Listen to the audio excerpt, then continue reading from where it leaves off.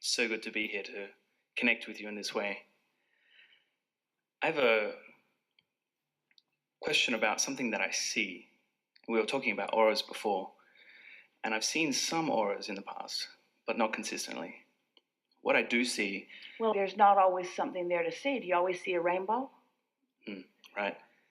A matter of perspective. Sometimes the rainbow is not presenting itself in a way that can be interpreted visually. And so sometimes the aura is more evident than others.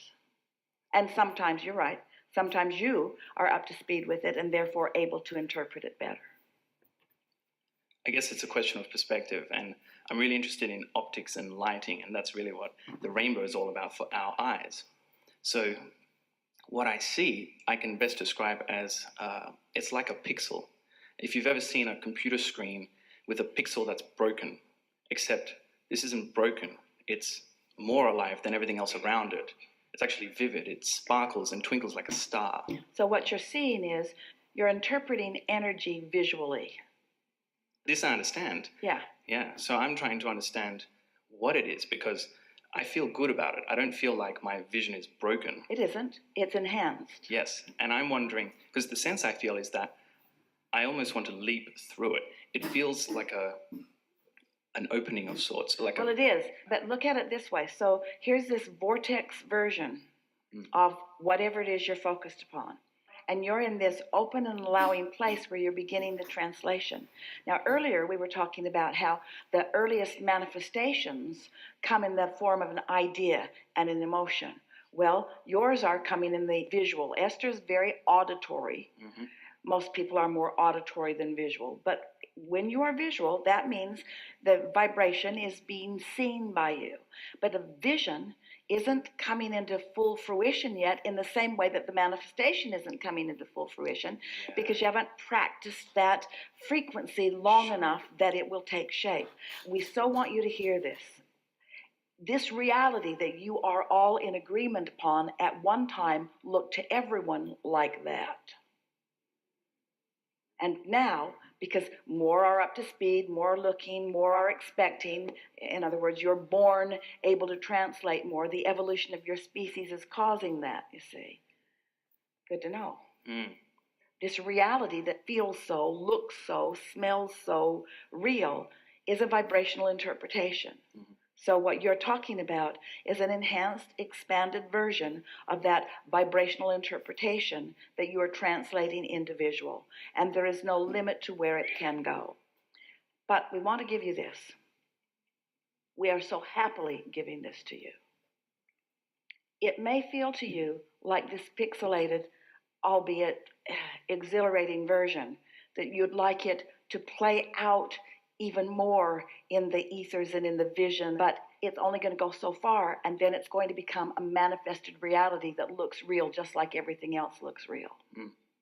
So you see what we're getting at? It's the beginning stages of a reality. The visual interpretation is just of that manifestation process. Yes, and it's to help you to know how it all works. How do thoughts turn to things?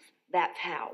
Okay. Through someone receiving the interpretation of it. Yeah, so it's all a matter of manifestation. It's all about becoming real, and this is just my... So let's make that an even better statement. It's all about manifestations, true enough, but let's make it even better, more accurately stated. It's all about the perception of manifestations. My perception, which is more visual, it seems. And most humans are not happy with a manifestation that only they perceive. They want everybody else to see the car in the garage too. But if you can be satisfied with your manifestation, whether it's an idea or a vision accompanied by an emotion, and you're able to maintain your joyful connection with it, it must play out in full fruition. It must. Yeah. I have one other question. It's just more of my curiosity. Do you speak to us as Abraham through the perception of Esther's source, or is, and I think it's more a matter of Abraham being a separate partition of source? Well, source is speaking to all of you. As we're talking about this vibrational reality that then Esther is receiving the thought for, Back here are other vibrational realities of which Abraham is a part. So Abraham represents Esther's inner being and the cadre of teacher energies that are surrounding that. So as Abraham manifests further and further and further, eventually Abraham has become a reality that you all can see and hear through Esther's interpretation of it. But everyone has access to this source energy that will manifest depending upon where you are and what you want and what your intentions were coming in. It's all one. It is all one, but the diversity of that one is what gives the balance to the whole that allows the one to become more. And the fun. Thank you. Very good. So I've been following you for 3 or 4 years.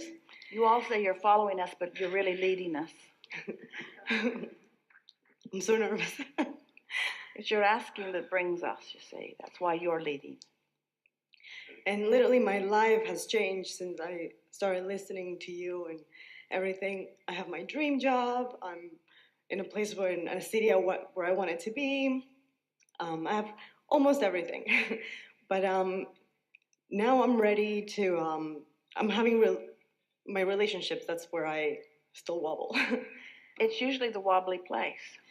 Because on your own, you can conjure and practice a vibration. But when there's somebody else involved, they're doing their own thing. And so you just sort of have to let them do it and not let whatever it is they're doing affect your vibration. So it is a little trickier, but I think I'm getting better. Yeah. I used to attract not very nice men.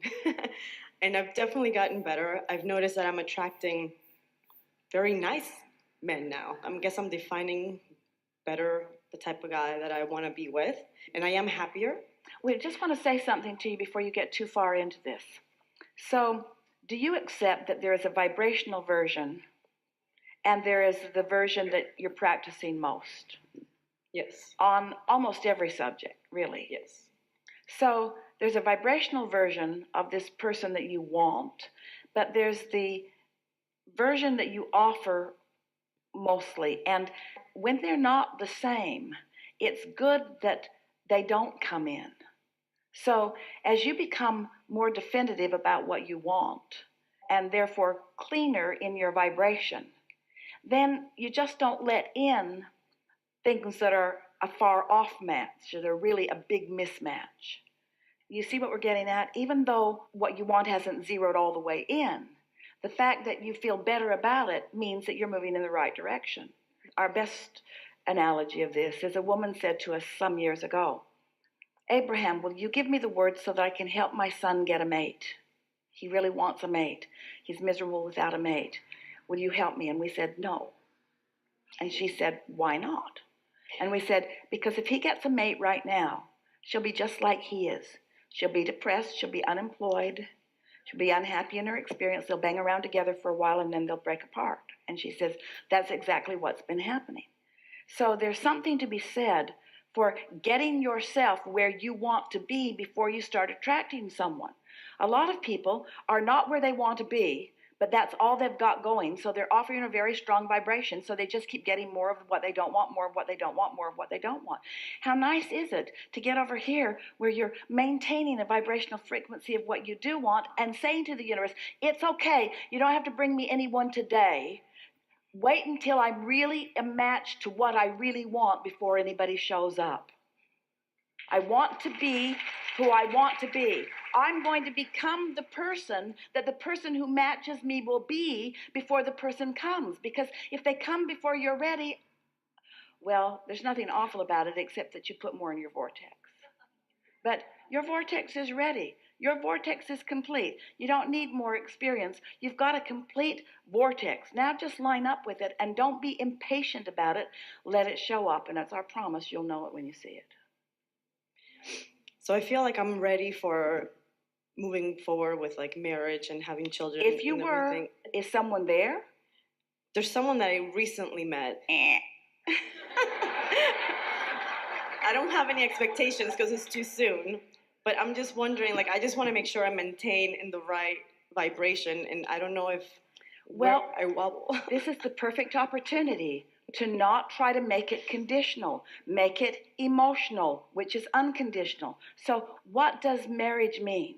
Describe marriage to us in emotional ways rather than conditional ways. So marriage is A union, love, happiness. union is more conditional. So a marriage is, we'll use general words and specific words. It's love. It's a feeling of steady love. It's a love that is deep and gets deeper. It's an appreciation that is easy, that flows easily. It's lightheartedness. It's enlivenment. It's anticipation. It's eagerness. It's openness. It's happiness. It's joyful. It's delicious. It's lovely. It's sensual. It's satisfying. You see what we're getting at? Now, all of those words triggered a vibration within you, and none of it was conditional, and so there's no garbage that was introduced, no resistance that was introduced. So if you stay general like that, and then that general vibration will lead to even more specifics. It will be more specific about what loving feels like. It will be more specific about what fun and humor feels like. It will be more specific about what adventure and delight and deliciousness feels like, until you've got this vibration going that just becomes more detailed and more detailed and more vivid, and then bam, hello. And not, are you the one? Here's my list of requirements. Not, tell me about yourself. Oh, never mind. Just, hello. Yeah. Hello. Yeah. Yeah. And it's mutual, because the yeah is mutual. It's not, come to me, don't run away. You see what we're getting at? Yeah, Yeah. that healed. Yeah. Yeah. So enjoy the journey of that. Some people want to find somebody right now, and then they want to start working it out. All right, we'll go meet your parents. All right, we'll go meet my parents. How do you feel about this? How do you feel about that? Well, let's negotiate. Let's compromise. And we say,